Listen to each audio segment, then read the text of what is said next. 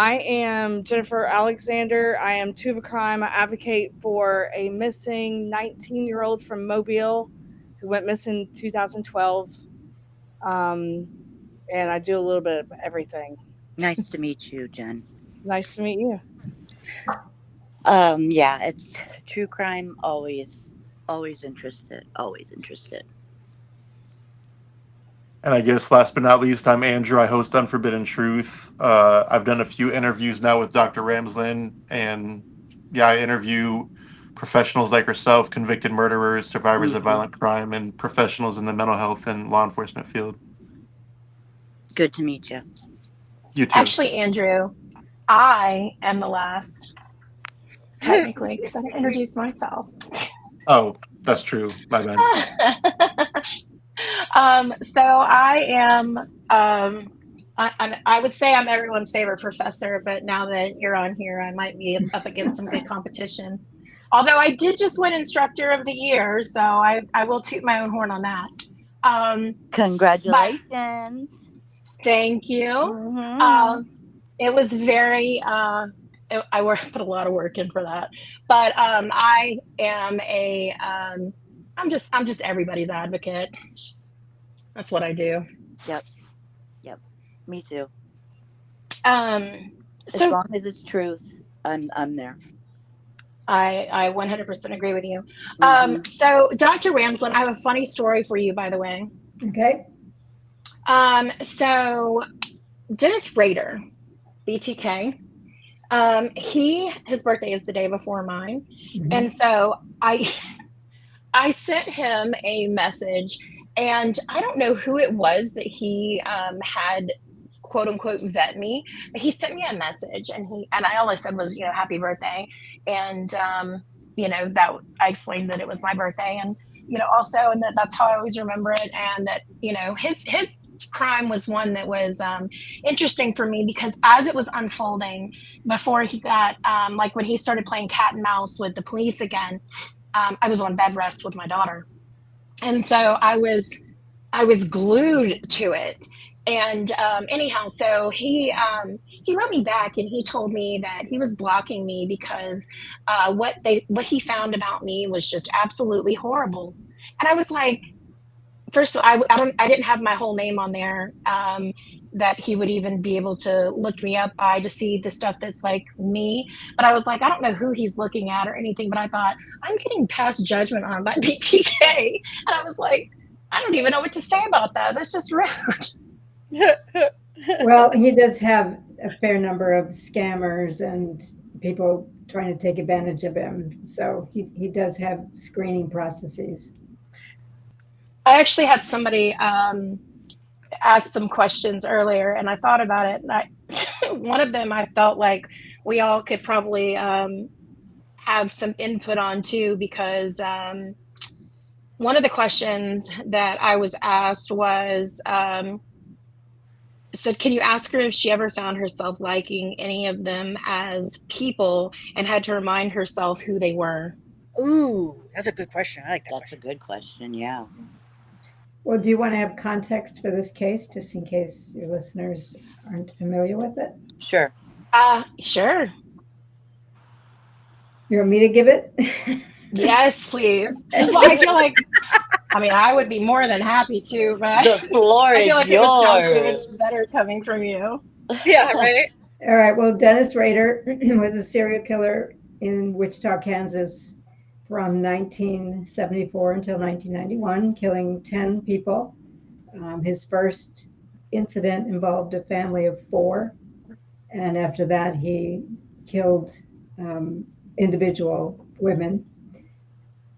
He basically got away with it for 30 years. He stopped in 91 and then resurfaced in 2004 because an attorney was going to write a book about the case, the unsolved case, and he didn't have all the information. So Rader did not like the fact that somebody was going to be writing his story. So he began to play what he called a cat and mouse game with the media and the police to sort of taunt them, have some fun, thinking he was going to continue to get away with it. In the meantime, he was planning an 11th murder, which he was thwarted at and then arrested in 2005. So he was from 1974 to 2005, he was free for 31 years. And now he's in a prison with life sentences in El Dorado, Kansas. His first case was the one that always really bugged me. And I think it's the children aspect that I could never get past. Yeah, he came close to killing Shirley Bayen's 3 children also. Instead, he locked them into a bathroom, but he thought about killing them, especially the little girl.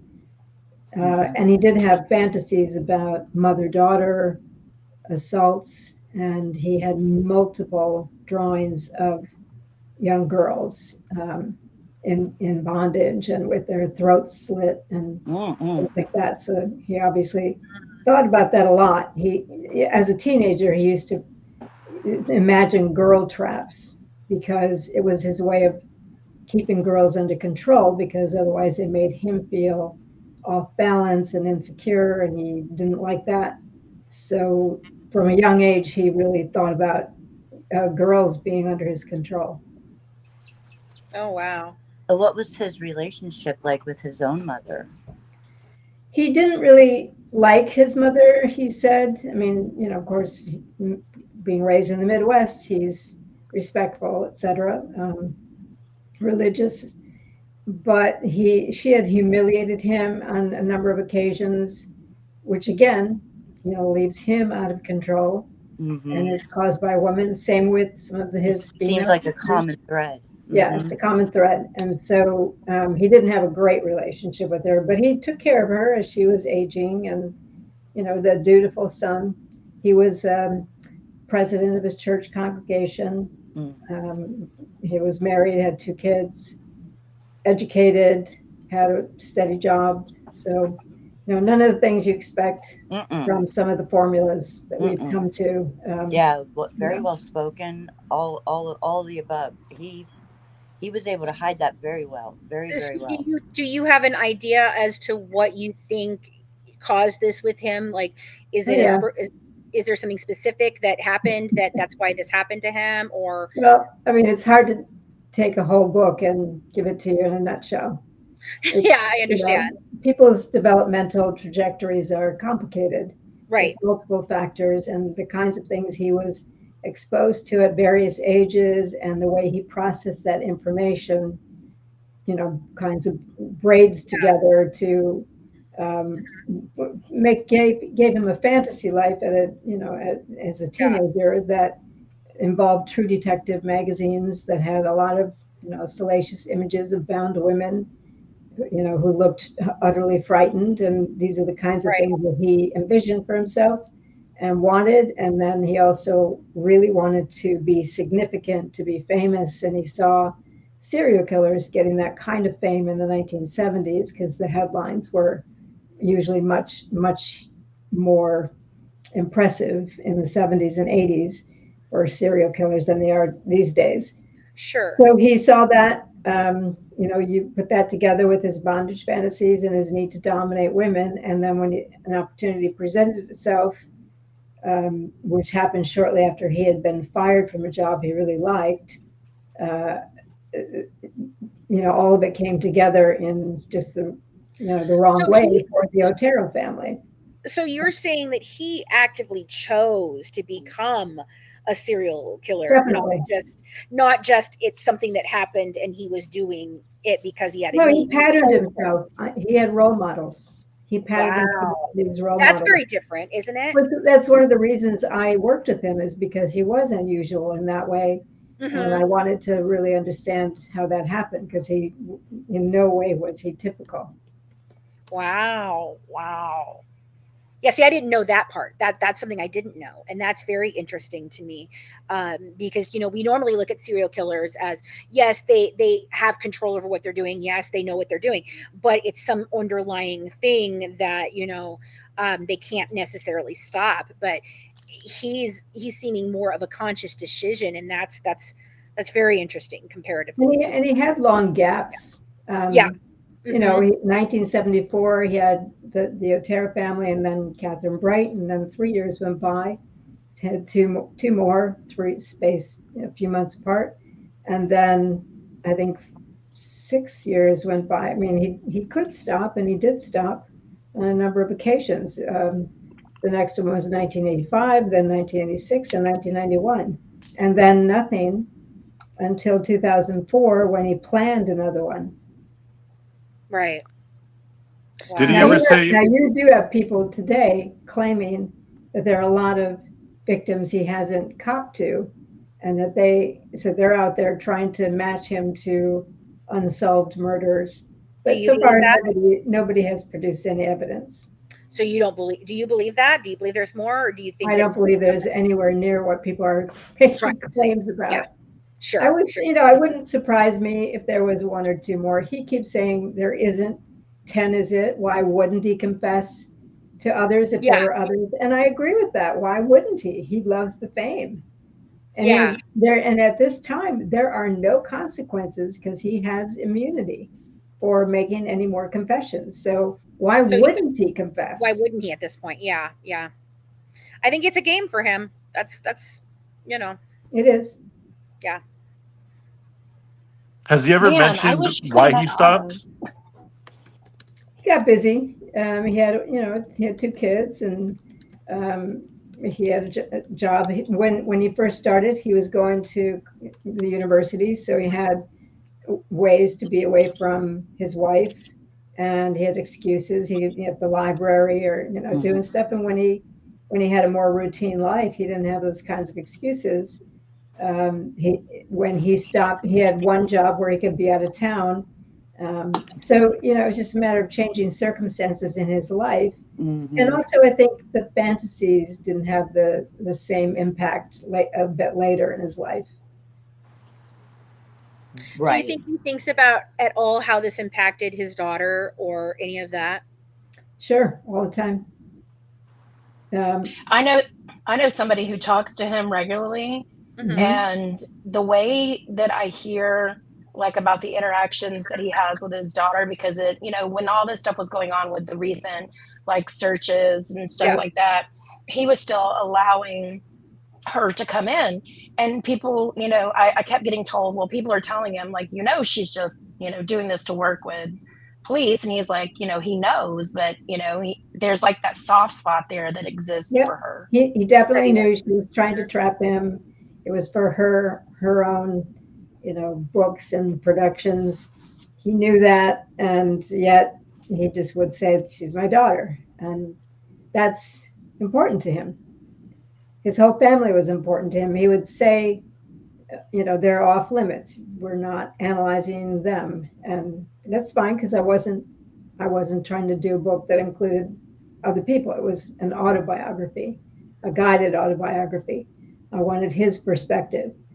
And I do know his daughter. We've encountered each other from time to time. I suggested she write a book, which she did, in part because as a reaction to the one I wrote with him. So I think he has mixed feelings about it. I don't think her feelings are mixed.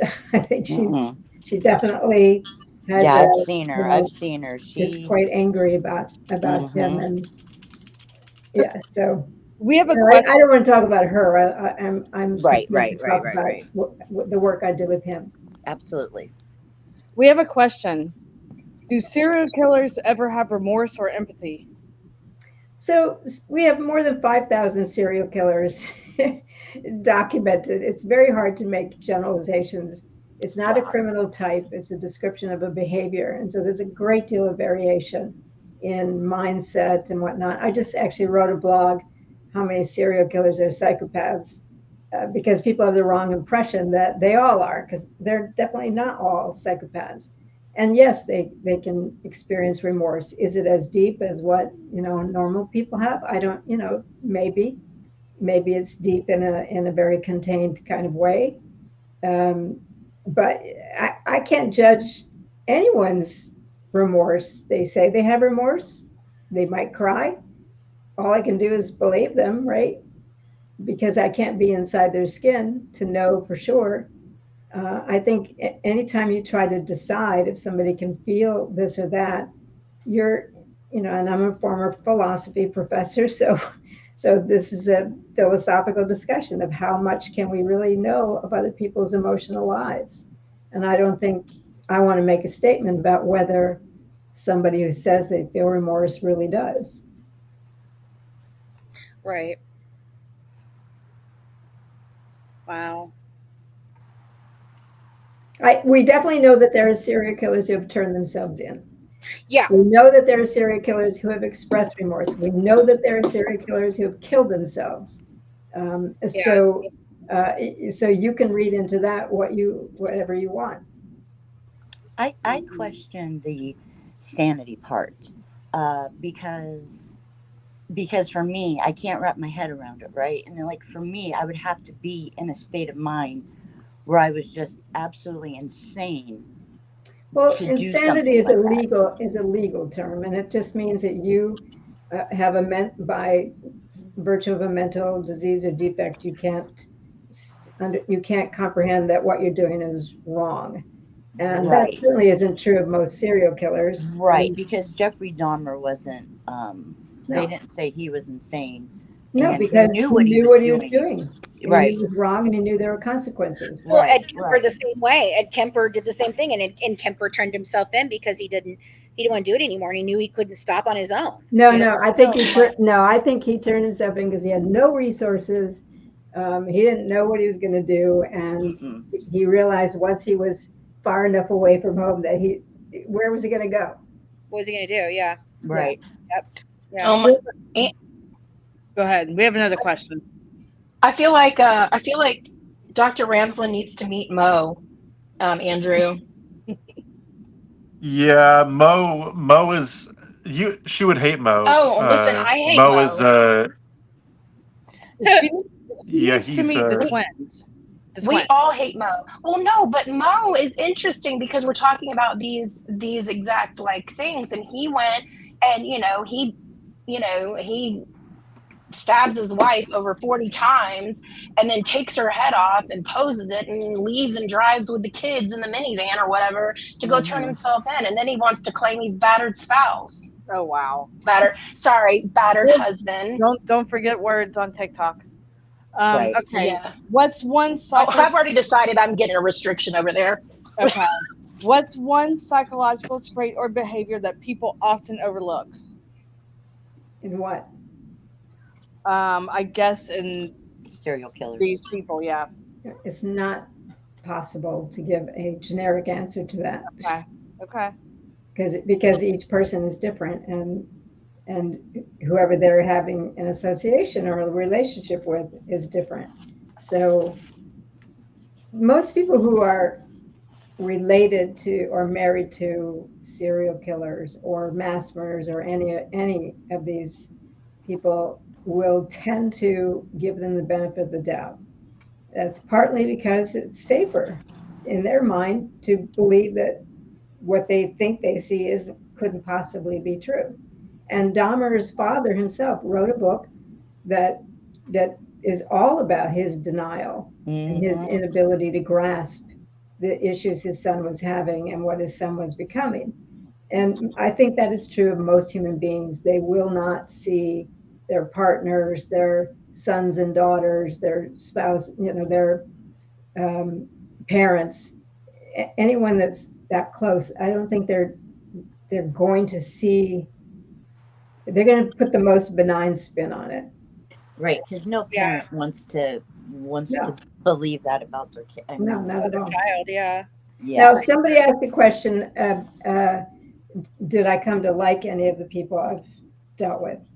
And I will say that Elmer Wayne Henley I always like talking to him. He calls a couple times a week, and he's very intelligent. And he was I wrote a book called The Serial Killer's Apprentice about him, and he was an accomplice to an adult predator. When he was 15 years old, he was pulled into this, being an accomplice to Dean Corll, who is a serial sadist who would use his accomplices, two of them, Wayne and David Brooks, to go collect boys up the streets, bring them to parties, and Corll would take his pick, bind them, torture them, rape them, and then kill them and have the accomplices bury them. And Wayne was involved in this for a year and a half.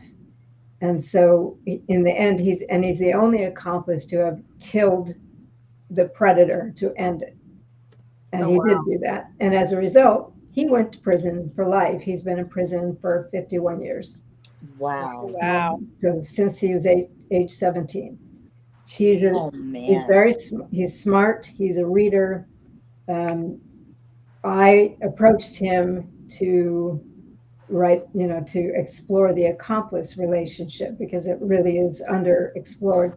And he wanted to do it only if it was a way to help kids today understand the dangers of adult predators and their manipulations and what they're looking for and what they do. So that's essentially what the book ended up becoming. And we worked on that for a couple of years, and that came out last year. And since then, he will just call and talk. He never had any kind of therapy in prison. He had PTSD. He had violent nightmares. Really had no sense of anybody understanding that he was a kid pulled into something he couldn't really deal with. And he was meant to be a victim. David Brooks brought him to Corll to be one of these victims, but instead Corll decided to use him. And Corll leveraged him to the point where he didn't think he had any other choice but to do the things he was doing. So that's a very different kind of thing than Dennis Rader, who chooses to be a serial killer. And so I do like Wayne. I like talking to him. I feel terrible that his life, he's talented. He's a talented artist. I think his life has been wasted, obviously. And so it's an interesting story. And so I like talking to him, and I do have sympathy for him. Somebody asked, I don't know if it necessarily has to be a serial killer, but is there anybody in general that you've spoken with that absolutely terrified you that you had to stop communications with? That's No. a good question. No. What about, do serial killers often or not see themselves as evil? Yeah, they don't. And Dennis Rader thinks he's a good guy who did some bad things. So does Keith Jesperson. He says it almost exactly the same way. Wow. They often say, in part because most of their life is not devoted to murdering somebody. Those are moments in their life. Even if it's a long, drawn-out planning fantasy, it's still not the majority of their lived experience. So they tend to think most of the time they're not bad people. And you can understand how they might come to view themselves that way. I don't think I've ever seen one say, I'm a bad person who did some good things. Gacy thought he was essentially a good person who, had some lapses. Some serial killers think they're on a mission, like Ridgway thought he was helping the cops by murdering prostitutes. So it really depends on their mindset, their self-concept. I don't think essentially they view themselves as evil for the most part. Which is so bizarre. It is, and I saw that when we were talking with Otto, Amy. Like, I was about to say Otto, right? Because how he explained it was just so nonchalant. It was it was just another Tuesday for him. Just so right? matter of fact. It's like, I just picked up the hammer and made him do it. They essentially made him do it. Like it's their fault. It's all their fault. Otto Smith was one that we had on with us. He became kind of regular, and he started being more open about what it was that he was doing. And he died in February. Like, we're just in the midst of getting into like the stuff that he's willing to talk about. But he basically said like some of the people he would purposely set up, but he aimed for the people that were society's disposable people, like junkies and people that he knew that he could like give them money and know that they're going to steal If from they him. deserved And it, if they deserved it, right? yes, but he also had interesting wording. Like he said, he put them to sleep. And then when he would bury them, he planted them. So he wasn't like he had a difference between killing someone and murdering someone. There were two different things to him. And it was like his very first person, he didn't consider that, and he didn't see that as the same way. He saw it as self-defense. So that wasn't the same. So he had like these methods of like categorizing as well. And it was very interesting.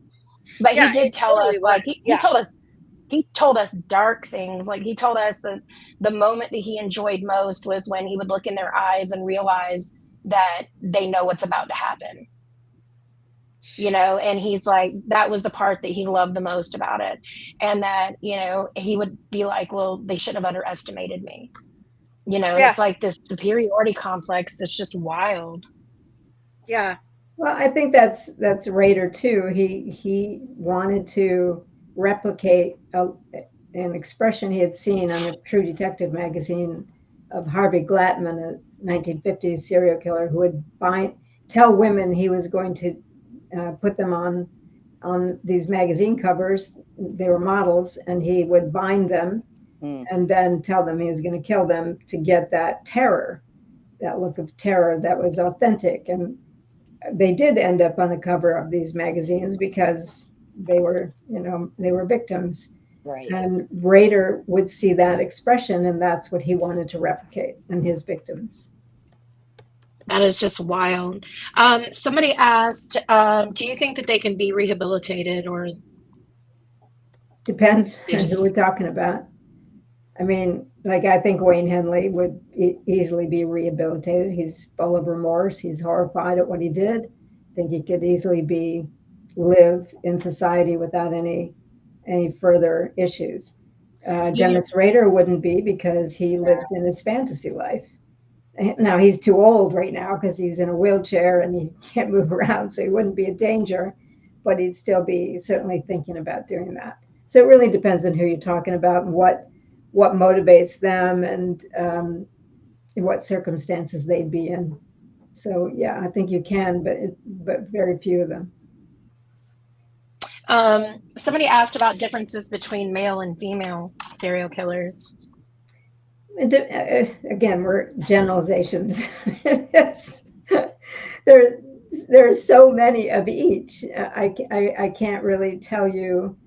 I mean, people love formulas. They love to simplify it. The females are the poisoners. But they're not. They use other brutal tools as well. Some of them. So I can't put them in a group and make a side-by-side comparison, because each group has so many differences from one killer to another that I guess that's the curse of knowledge, is that I know so much about these people. I just cannot simplify them in that way. Right. I have a question. Like, obviously they fantasize about doing it. And my question is, do you find, it could be another one where you can't really answer, but do you find that, the actual act of them doing it, does it meet the fantasy level? Does it exceed it? Does it not even reach it? It depends on the person, and they don't all fantasize. They're not all motivated sexually. There's many different Right. And I didn't mean just sexually. It could be just but fantasizing if you're about doing agreed, that. Yeah. if you're a greed motivated serial killer, you're not necessarily fantasizing about it. You're just looking for an opportunity to Gotcha. Con someone and enrich yourself. Right. So they're not all based in fantasy. And then they don't all want necessarily to kill, but do it to eliminate witnesses because they did something that they wanted to do to the person. That's something that Rader would say. He wanted to bind them. He wanted to terrify them. Now he's got to kill them because they've seen him. And so it wasn't the death that was the big rush. It was the dominance and the binding. Everything But prior. then some of them, like the guy you described, do want it is the death. It's that power over them, that sense of being a god. Bundy would talk about like that Ted, way. yes. So for him, it was the death, and so you would have to look at each of their motivations and what it was that they were particularly getting out of the act of murder, or not. Because Dean Corll, it wasn't the killing of them. He wanted to abuse them. He wanted to rape them. He wanted to. Sometimes he'd keep them for days. But then you just strangle them or shoot them and get rid of the bodies because they were now witnesses. I can see how that would happen. I just wouldn't have it in me. You know what I'm saying? I just Well, I'm glad to hear that. Yeah. I'm sure everybody is. Yeah, I'm glad to hear it too. I'm not Considering sure what I would work do. I'm not sure what I would do if you would just said the opposite. Yeah, it's good. So somebody asked what was the driving force of you going into like forensics and serial killers, specifically. I started out as a teen. When I was 13, there was a serial killer in my town, and my brother's friends found the first body. And many, in fact, I'm writing my memoir right now. Many years later, I ended up talking to him. He was caught and convicted. He was a college student who was an elementary ed major, and he killed, allegedly, because they only tried him on one, he allegedly killed 7 or 8 other co-eds. Wow. And years later, before I even got into forensics, I started a communication with him. I've been communicating with him for like 27 years. And so that started it. It was not what I aspired to do. I was a philosophy professor before I got into forensics. Never did I aspire to be an expert on serial killers, but I had writing opportunities presented to me that allowed me to completely immerse in the criminal mind, essentially. And little by little, you build your reputation, you build your expertise on exposure to the cases, to the people. As I got opportunities to actually talk with them, go to prisons and things, that just added more to it. So it wasn't like I decided this is what I wanted to do. Things came my way and I moved into them, essentially. Yeah. That's interesting. I can tell you that looking back on mine, I think it had to do with, I mean, Fancy and I were the same age. It was like the era of Adam Walsh and how that affected, like, our parents couldn't like let us go look at the shoes while they, looked at towels or whatever. We had to now hold hands and stay with each other and be right up on each other and stuff. And all of that really changed. And then we see, America's Most Wanted and, Unsolved Mysteries. And then like the first real like true crime thing that I remember is I remember watching the news when Ted Bundy was executed. Oh yeah. And that was like the first like major thing that I watched that stood out. And from that point forward, I was just like, I'm gonna learn about this Ted Bundy. Yeah, I was in Chicago when obsessed. Gacy was executed. I was in Chicago at that time. It was, yeah. Is there a particular? I mean, of course, Dennis Rader has to be one of your pet cases that you love. Or I don't know if love's the right word. I always feel weird using that, but is there another one that is like particularly near and dear, like you have a really strong draw to it? Yeah, I was going to ask that. I'm not sure. I mean, I'm curious. Yeah, I know the words are. I've done a lot with Jack the Ripper. I've done a lot with, like, Israel Keyes was an interesting one to me because he was fairly unique. Someone just asked in the comments about your thoughts on Israel Yep. Keys. Yeah. Actually, I just finished the fourth novel in my crime fiction series uses the Israel Keys case quite extensively. That's coming out in August if anyone's interested. But I found it really interesting. I thought it was mishandled. It would have been very easy to find out if he had these other victims and who they were. All they had to do is lie to him and say, yes, we can get you executed in a year. And he would have turned over the stuff to them. But stupidly, they told him they couldn't make a deal with him. I just thought it was handled badly. And I think, then he killed himself. So, spoiler, his story is not over. And so, but he was such an unusual one in that it wasn't about, victim type or anything like that. He was raised in an extremely unusual way, with this kind of very primitive family, crowded conditions, very primitive conditions, and he developed as a boy this kind of very callous disregard, and decided he wanted to be like Bundy without making Bundy's mistakes. But ironically, he made Bundy's mistakes. So that was interesting. But the fact that he would go plant these murder kits, randomly, and then wait a year, maybe 2 years, to return to it and just pick off people.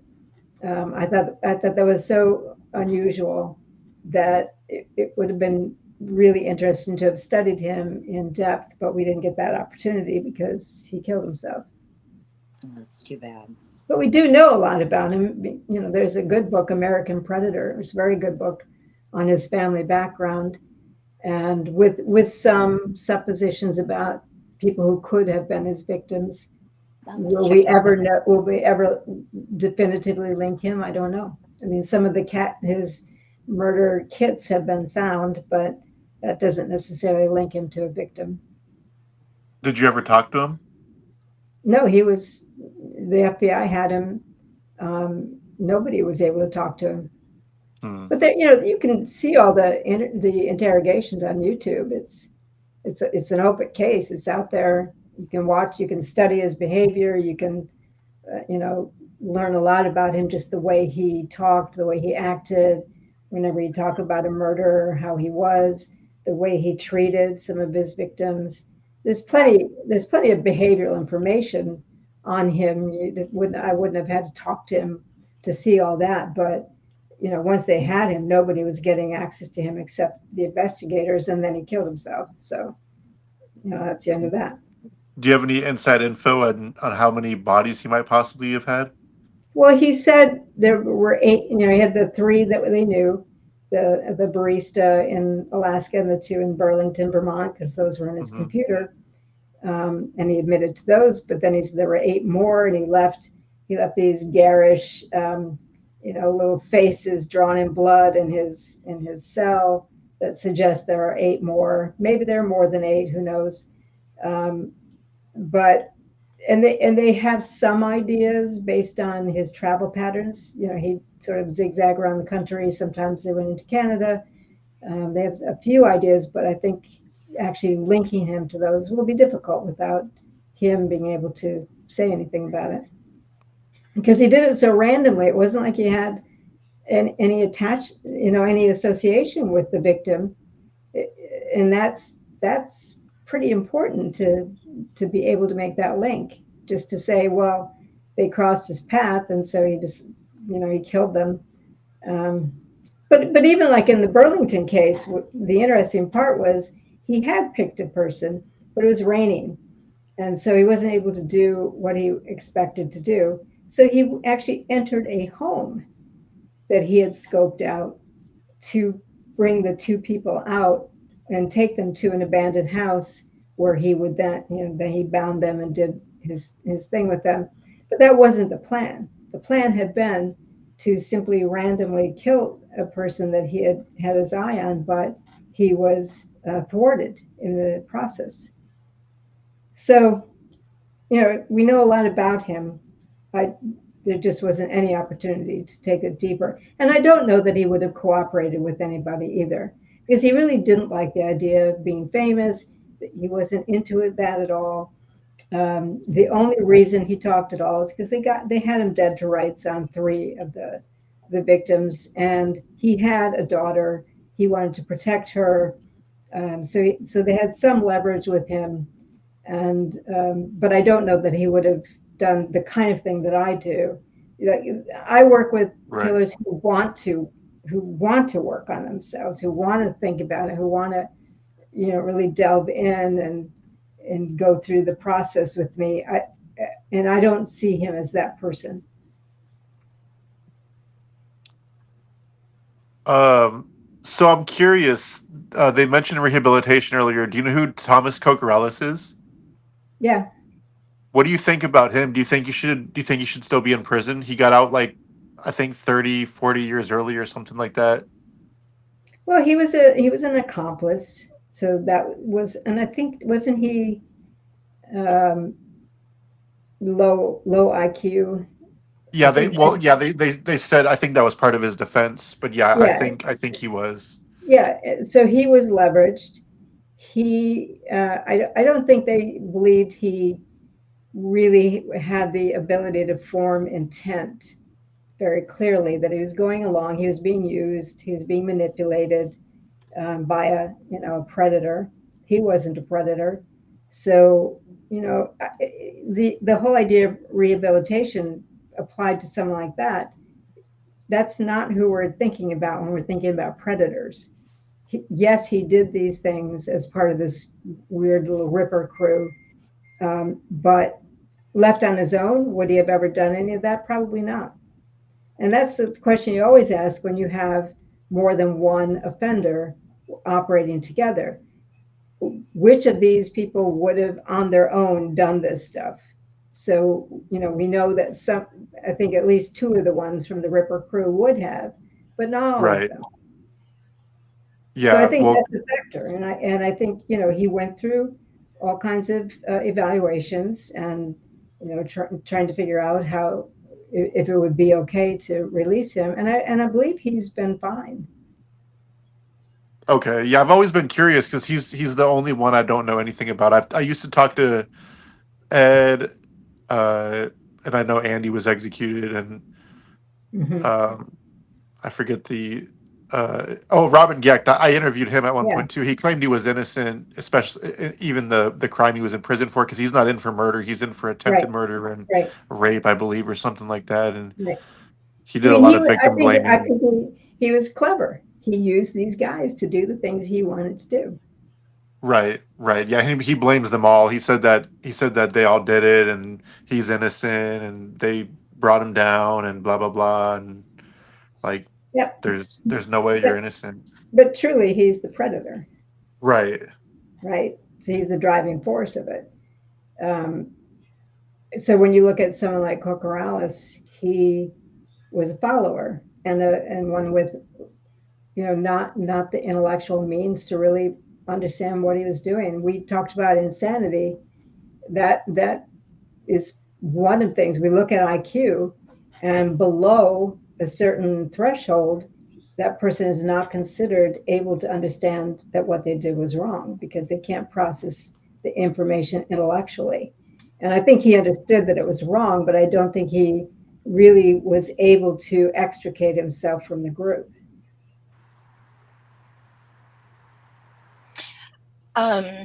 Dr. Ramsland, quick question, totally off topic, but yet not. So if we did a book club, would you like answer questions sometimes What book are you on going your book? to read? The new All of them, Oh, you apparently. mean one of my books? all of them, yes. Oh, sure. Yes. Yeah, Yes. I do a lot of book clubs. We would love that. All right. That's the one thing that they were just talking about it in the chat. They were like, we should start a book club, read all of our books. Well, and That was each of the novels, even though they're fiction, are based on true cases, on actual cases. And the main character, Annie Hunter, is a forensic psychologist who's also a suicidologist. So she's based on me and the things that I've done. So it's very easy for me to talk about the actual cases behind those books. You wouldn't know necessarily what they are without me telling you, but all of them have real cases involved. I'm down.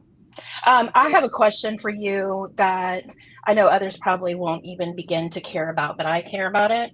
But the question is, how do you balance like your academic side of your work with like, this investigative collaboration type work?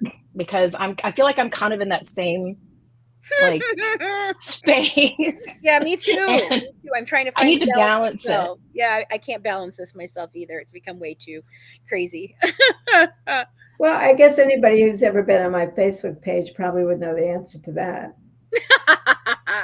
I have, but I mean, If you see the horse every single day, yes, I spend a fair amount of time in a barn with horses.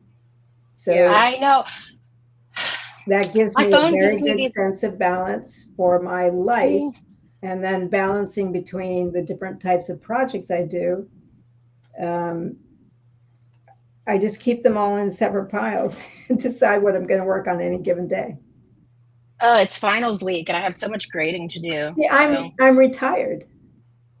Oh, that's right. Well, how Yeah. did you do it?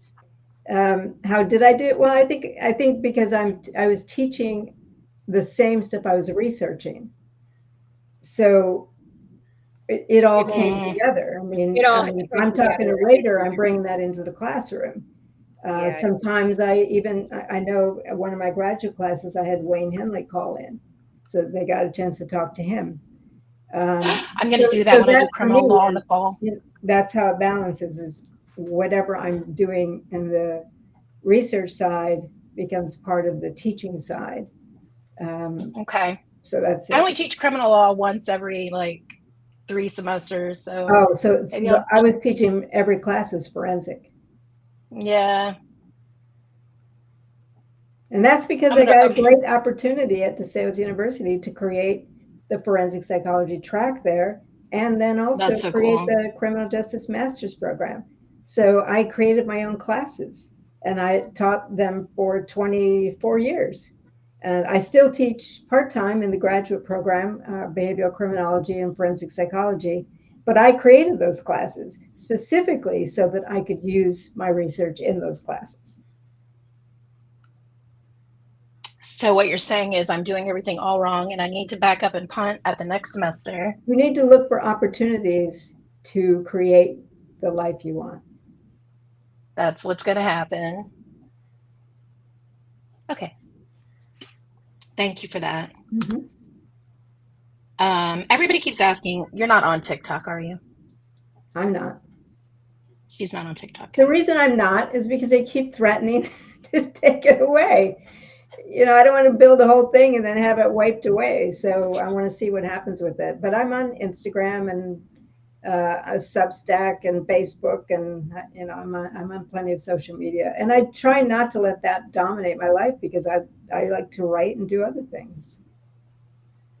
But anybody can come on my Facebook page. I have several. I have Instagram. Again, my horse will be front and center there. I do a lot on Substack. I do a lot of writing on serial killers, and on my Psychology Today blog, and all of that's free. So it's easy to access if you want to. I love the connection that you're making with horses. That just, it's very therapeutic to me. It is very much. Yeah. And I wrote Sunny's book too. Oh, nice. You want to write my book for me then? Because I've got about 4 of them I'm working on right now, and I could really use them. Yeah. I have 4 going to. Yeah, I have 4. We have 4 right now. Yeah. And I've always been able to do that my entire life. Yeah, me too. I'm able to juggle it pretty well as far as that goes. But yeah, it's just winding it up. We've got 4 books that we're trying to get done. It's like crazy. It's when to know when it's enough. You know what I mean? You got to call it at some point. That's the hard part. Yes. So Andrew. Yeah. you wanted to talk about Joshua Rudiger, as I recall, right? Yeah, Oh, yeah. I was curious what you knew about him because one time you said that his mother was a prostitute, and I'm like, I didn't even know that. I've been trying to do a deep dive on him. I need to get LexisNexis or something because I Well, can't find much on his case. that was the psychologist who did the evaluation on him. Oh, okay, because he's always told me his mom is a samurai or something like that, and Yeah, his but he's dad's like a delusional. yeah, He he's thinks his severely mentally ill. Wow. in your interview Oh, with him, wow. he thinks his parents were wealthy and they just cut him off. That was not Right, true. Oh my right. God. Yeah, he's the most severe mentally ill person So like I've very ever spoke to in my delusional. life. Very Very delusional. delusional. Yeah. Well, I've Yes. talked to Gypsy Rose and her family, so delusion is something I specialize in. We're very familiar with it. We're very familiar with delusion. Oh, Oh my word. Yeah, I'm curious. Like, did his mom do any type of drugs or anything when he was pregnant? Because he's really out there. Like, I feel like he's Yes. mentally ill and DD. He was subjected to a great deal of abuse, moving around, lack of attachment, and I think she did do drugs. And she neglected him. I think at one time when he was an infant, he was found after she left him alone for 3 days. He was found Oh wow. in the filth in her tub. He went through several foster homes. He went through multiple psychiatric institutions. oh, This is a guy who had absolutely nothing going for him. Absolutely nothing. Just never yeah. feeling wanted, I bet. No, Right. Yeah. I've always felt bad for him because he's never talked about it. He said his childhood was great. He lived here and there, but I know he doesn't know what went on. Like Mm-hmm. and I've been working with his mentally childhood disabled was adults for 15 absolutely years, and horrific. His childhood was awful. So Wow. you can understand that his delusions are a way for him to feel safe. Mm-hmm. right. He Right. was abused in prison too. From what another prisoner told me, they would use and abuse him, like take his commissary and Yeah. make him do things he didn't want to do. And he's even told me before, like, I really don't like doing that, but I have to do it. So he knows, he's aware of that he's doing that, which is really sad. Mm-hmm. Yeah. Wow. That goes back to like Arthur Shawcross. That's sad. He had that same kind of terrible upbringing, sexually abused by his mom and his aunt, and Wow. Yeah. when he's like 7 years old. Well, maybe. I know a lot about that case. He was led to say some of these things by defense people. And Oh, it's that's not- interesting. Yeah, those hypnosis sessions were bogus. So Mhm. I'm not sure that's true. I mean, I have a question for you, Yeah, Dr. Ramsland. Something that we're dealing with a lot is the fact that there seems to not be truth in journalism anymore, in true crime. Like we've been dealing with this with the case that we're dealing with the Gypsy Rose case, and I'm just wondering, have you seen that over the time period, like it get worse as far as how these stories are portrayed in the media versus what the actual reality of the truth, the situation is? Yeah, and that's part of my memoir is I've been part of this true crime community for 25 years, so I've seen a lot of Right. changes, and I can tell you, as soon as they monetized clicks, Yep. it was over for truth. The media No, I runs the truly narrative. understand. No, I I mean, agree look with you. The look media what's. runs I'm the not going to narrative. talk about Koberger, but look what just happened with Right. me, with a guy who put an article out there with allegations. Yeah. That Yep. were based in nothing. Yeah. But he's Yeah, I getting mean, all that's kinds exactly of what it is. talking he's about. getting all kinds of podcasters interviewing him. He's going to be on Dateline. He's going to, Yep. all of Yep. that translates into money. Yep. Right. Yeah. That's what I thought The too. old mighty That's Yeah, dollar. and that's what we've noticed, and I'm really interested in putting truth back in true crime stories. Like, Good luck. it's hard. It's very Right. hard. It's hard because if it's not exciting and it doesn't draw a big audience, people are not going to Right. listen to you if somebody you're else has an alternate going that against is stream more media. exciting. Right. Well, and I'm going up against, with the Gypsy Rose story, what I'm going up against is the fact that the narrative has been so skewed by her and her family that is what everybody has bought into, and everyone has just accepted it. And it is not the truth by any means necessary, by any means at all. And for the life of me, Even I if cannot paying figure attention. out why the media just refuses to finally report this in the real truth. Like, I think if somebody would finally come forward and be like, look, we got it all wrong. We were totally wrong. It's not a case of Munchausen by proxy. It's absolutely this, I think they would flourish, but they will not come off of this story. And it is boggling to me, like just completely mind boggling. Right. So The media is basically they've diagnosed a dead woman. Yeah, A dead woman. You know what I'm And saying? they just continue How to do keep you on do with that? this when there's no truth. emotion leads the way, always. Absolutely. Always. Absolutely. And it Yeah. shouldn't. That's 100%. where things go Right. wrong. And it shouldn't. You're exactly right. Yep. That's it This right there. is And it why our shouldn't. book is going to be so important, fans. I know. I know. um That's part of what our so book is about. Our book, one of the parts of our book, yes, we're telling the story of what we're doing with, but we're actually calling out the media and showing how they were complicit in telling the story, and how they not only were they complicit, but they perpetuated the narrative. And so that's part of what we're doing with our book is calling We've out done our how homework. how media has done this with so many different. It's not just this case; it's many cases. No. Yeah. So that's what we're doing. so They're doing it with the I one have we can't talk. Doing it with that. all right, I have some questions for you. One is, do you have a website where people can buy books from you, or should they get it from Amazon? What's the best? Amazon. I have a website for the crime fiction series, but you can't buy books there.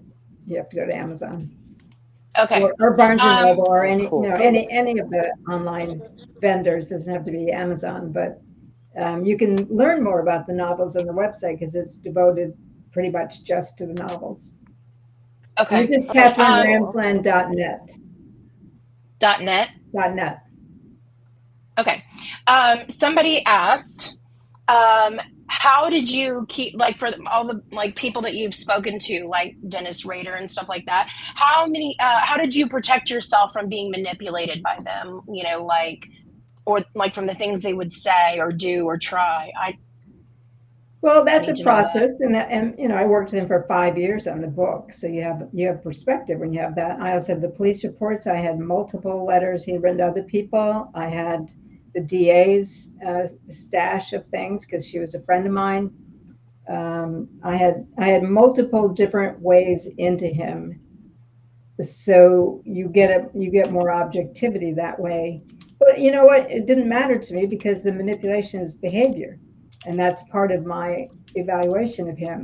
Like we played chess, and watching what he did and how he reacted to things was just as important. If he cheated, that's all right because that's behavior. If he tried to manipulate me, which he did, that's Right. behavior. That's what mattered. I'm not there as I'm not interrogating him where I need him to give me the truth. I'm looking at all the layers. Right. Okay. Somebody asked, over the years, have you seen a change in the type of serial killer? Not really, because there's so many different motivation possibilities. Is it true? Is it true nowadays they use guns more than any type of weapon? No, Oh, okay. because if they prefer like Rader tried using a knife on one victim, he decided he didn't like it, so he stuck with strangling them because Well, that I'm was. talking like 2025, like modern day serial killers that are being No, arrested we've nowadays. had Because plenty of killers in the past who use guns. You just don't know about them because they're not mediagenic. right, Yeah, right. again, over 5,000 have been documented. Unfortunately, the media focuses on a dozen over and over and over and over.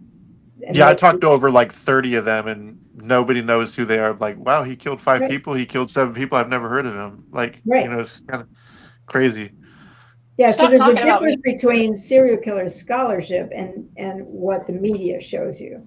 People who are in this field as scholars are looking at a lot of different factors, and know that you can't generalize about them because there are so many different developmental trajectories and motivational spectrums.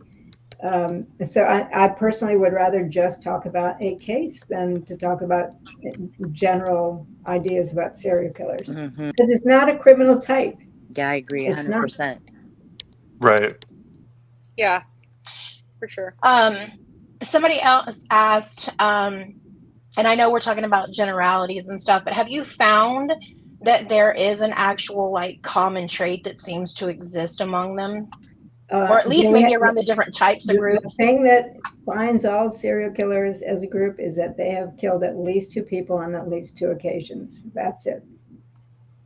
So we're not looking for the they You hate their can mother, put they them love into their mother. subcategories like Wow. healthcare serial killers, or sexually sadistic serial killers, or mission-based serial. You can subgroup them, but it's so pointless to say what is the one thing that sets them apart. The only thing that is that they have killed at least 2 people on at least 2 occasions. That's the Wow. definition. Right. So if you see a child necessarily being mean, hurting, even, killing animals, that doesn't necessarily mean they're going to be Nope, a serial killer. not at all. Although you do hear, though, a lot of that being said. Well, the whole idea of the McDonald triad, there's no research support for it at all. That's the fire setting, animal cruelty, and bedwetting. There's no research support for Exactly. that. Yep. The Bedwetting is another FBI one. stuff that came out of that in the 1980s was a tiny group of like 25 people, white Wow. incarcerated serial killers. So they don't represent, the The whole population. everything, yeah. I'm so glad you straightened that out, because I Yeah. know I'm not the only one who thought What that. you're looking for are children at risk for adult psychopathy. And that would be callous, unemotional responses to things, to cruelty toward other kids or toward animals, to indifference when somebody is in a, having a hard time. So you're really talking about psychopathic children, Yeah. not potential serial killers. Right. It's a big difference. Oh yeah, yeah, for sure. I can get what you're saying there. Yeah. So when I was in law school, and I've talked about this before, I had a kid that was on my he was on my caseload, and I was his guardian ad litem. Mm-hmm. And this kid was 13 years old, and he frightened me. And I've never in my life ever had something like that kind of an experience. But at 13 years old, he had already tried to kill 3 adults. He had already had Oh he my. had the animal abuse. He raped his 9-year-old sister. He sexually assaulted a 2-year-old, and he sexually assaulted 2 boys that were under the age of 10. And it was like I was looking into the eyes of this kid that was just absolutely evil. And everything I would see was just awful. And that's the only experience that I've ever had where it was just like, this is too much. Like, his family was extremely out there as well. And I feel like that's somebody that you're talking about, like those kinds of kids, that's going to be one. Maybe, because it depends on how he got that way. If he's got the brain mechanism of a psychopath, so he's a born psychopath, that's one thing. If he's made that way through adverse circumstances, then he's reachable. And I know of a case of a girl who was like that, who threatened to kill her brother, threatened to kill everybody in the family, was absolutely callous and horrible. And she ended up growing up to become a therapist. I think So I know it who you're really talking depends about. on the case. I would never want to make a prediction on somebody And else. that's encouraging, to be honest. That's encouraging to anybody out there who may have somebody that they're worrying about, And that's why it's important that we're studying people like Dennis Rader to understand the early exposures and triggers. Yeah. It's important. Yeah. I think that's amazing. And I think that's one of the things with the addition of TikTok and all the different social media platforms. I think that's one of the things that Mac and I've been talking about is this concept of these people that are not true crime people necessarily. They're drama people. They watch drama channels and they love the drama, and that's what they're there for. And so they've permeated into our true crime community through the social medias, and they are the people that are causing, all this chaos and just absolute stain on the industry in itself. And it's so frustrating because we're already dealing with so much of trying to get truth out of people who aren't truthful, right? Because these are convicts, these are murderers, these are, people that don't want to be truthful. So it's very hard. And I've noticed this drama and this amount of seriousness being fleeting from the true crime community, and it's very upsetting for me, that we've become this, and that this is where we're at. And we're trying to reel it back in, and it's just, yeah, and that's the thing, is like we're trying to reel this back in and put it back into thought process of truth. And it's just very, the internet has really, or even just social media really has things really, that are really important, like this panel right here.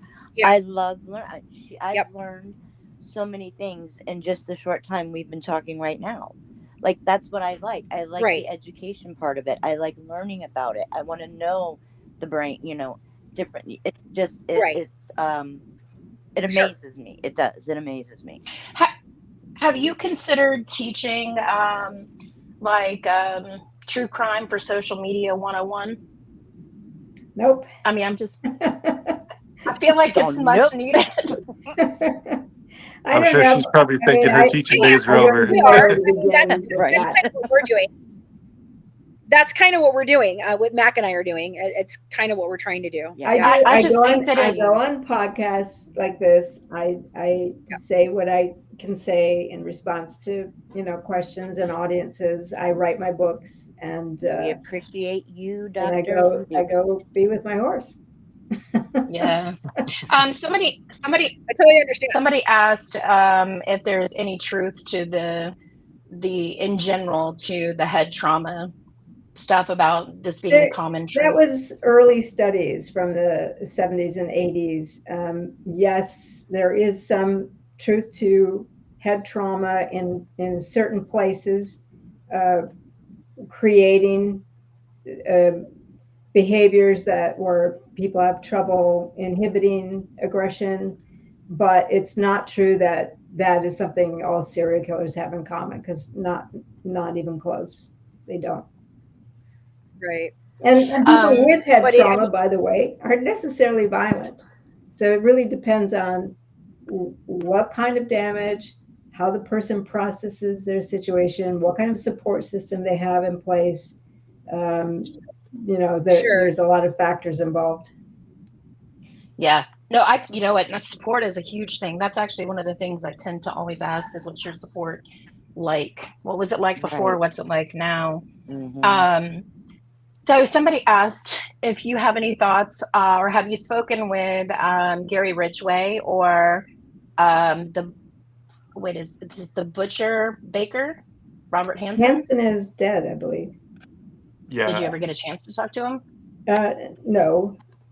But the problem with any of them that have made deals is it's hard to get them to talk, because if they say something that violates their deal, right? Oh yeah. Like, let's say Gary Ridgway, and I think he's had a stroke as well. Let's say Gary Ridgway has agreed to tell the police everything, and he's admitted to 49 murders. And now I get him talking, and suddenly there's a couple more. All now he could be executed. Right? So what's his incentive to tell me anything new? Right. That's the problem. So, and I know Hansen did a deal as well. So when I consider the in-depth kind of thing that I do, there's a lot of factors that come into that, and someone who's got a deal in place, that's not a good match for me. Well, I live in Washington State. Our state abolished the death penalty. I'm curious if you've ever asked Ridgway if he has any more murders, because there's nothing else they can do to him other than give him more life sentences, I know, but I think he's had a stroke, hasn't he? I think. Yeah. I've heard that. I've heard that he's not doing too well. Right. I mean, there's only, each of these things takes years. Right. So Right. I've Right. picked the ones that I thought were the most productive to do. And he's not one Wow. that I consider to be highly productive. Okay, well He's now I not, got to now, ask a by the question. way, How do he you doesn't have high IQ either. How do you decide that? Yeah, How do you that's what I want to decide? know. There's a lot of factors, but they have to be articulate, and he's not very articulate. They have to be articulate, and also I know somebody who did do in-depth interviews with him, Mary Ellen O'Toole. She did a lot with him already, but I'm Yeah. looking for people who are basically honest. Like, there's some who I know are just going to lie from the get-go, so there's no point in that. Or they have something they want. If they expect that I'm going to pay them or give them any kind of commissary benefits, it's off. I'm not going to do any of that. They have to want to be part of the study, and they have to want to put time into it, and maybe read some things that are going to be difficult for them to make their way through. They have to want to be in it for the long run. And you're not going to find a lot of people like that. And they have to have a uniqueness to them, like Rader did and like Henry Right. did. So Yeah. Well, there's got to be something for people to sink into. Otherwise, there's no. yeah, There's not. and it's about not gonna me, my time Yeah. too. I mean, I want to Sure.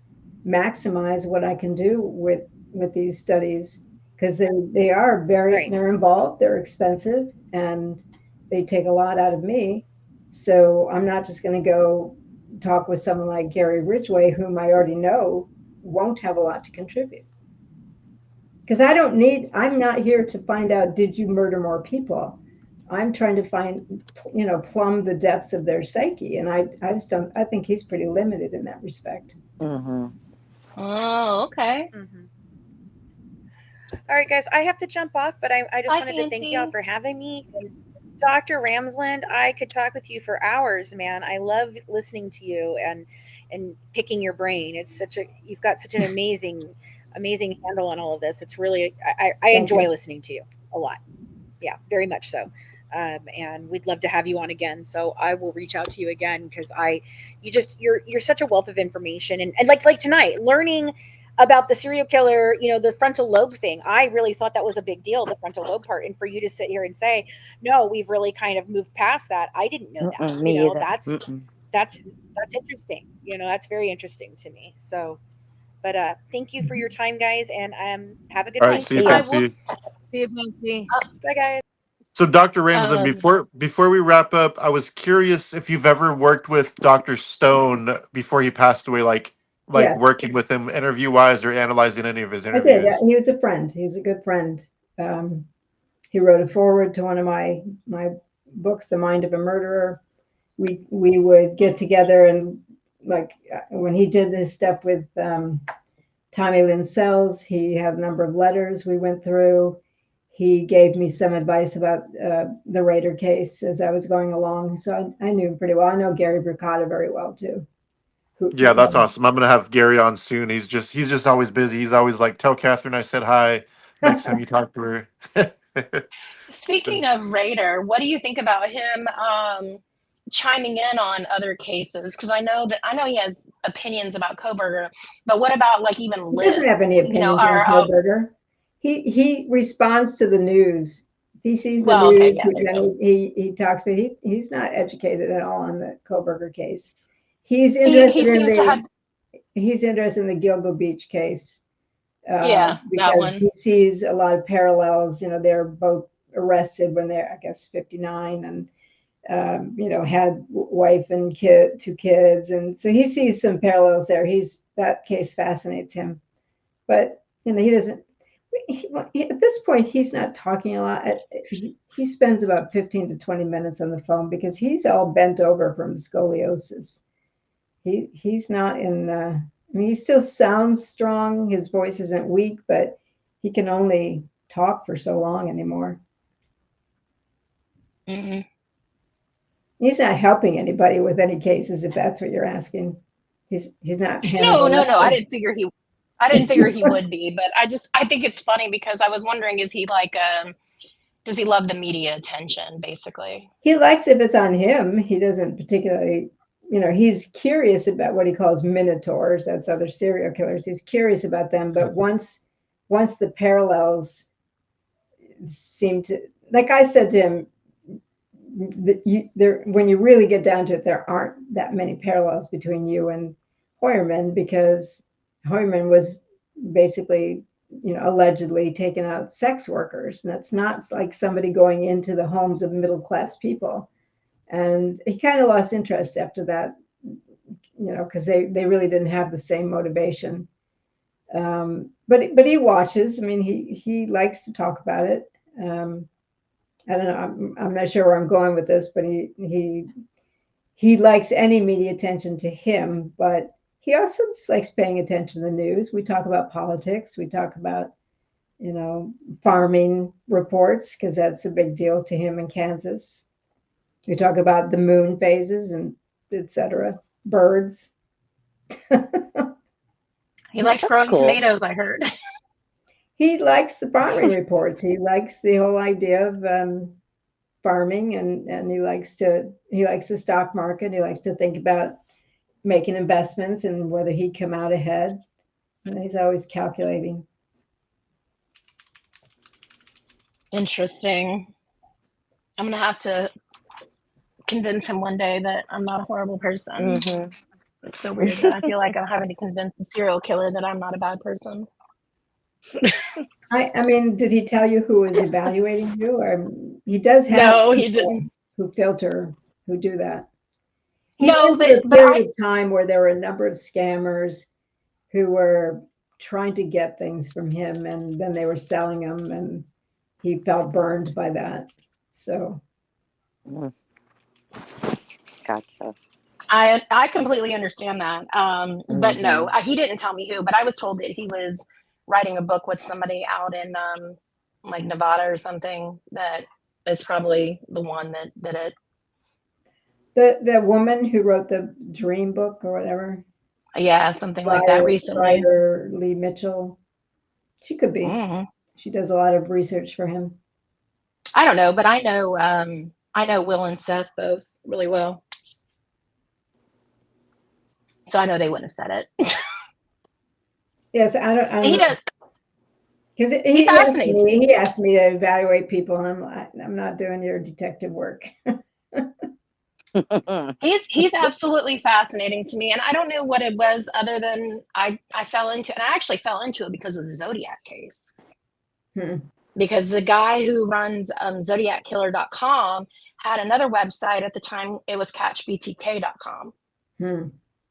And that's how I learned about it. Was I got tired of the Zodiac stuff, and I went over to Catch BTK, and I was like, what's this? And then I was like, oh my gosh. And then he starts coming out of the woodworks and leaving his trinkets and stuff, and I was mesmerized. So we should wrap this up. I'm getting tired. Yes, it was an honor meeting you. I did learn quite a bit, actually, just with this short time we've spent together. I really, truly have. And I really was, it really was an honor to be here with all of you. Thank you for coming. And yes, thank you, Dr. Ramsland. We're gonna set up that book club. The first book is Ice Cream Man. Ice Cream Man. Gotcha. Okay. I like it. Oh, I should. Yeah, thank you, Dr. Ramsland. All right, I should tell you about the one novel. So when I was working with Henley, he actually helped me with accomplice stuff for the second novel in that series. So that's authentic. There's your serial killer stuff. Okay. That's all right. cool. Yeah. I'm ready to go. All right, everybody. All right. Thank you so much. Take care. Yeah. Thank you. Good night. All right. Bye, All right. guys. Good night.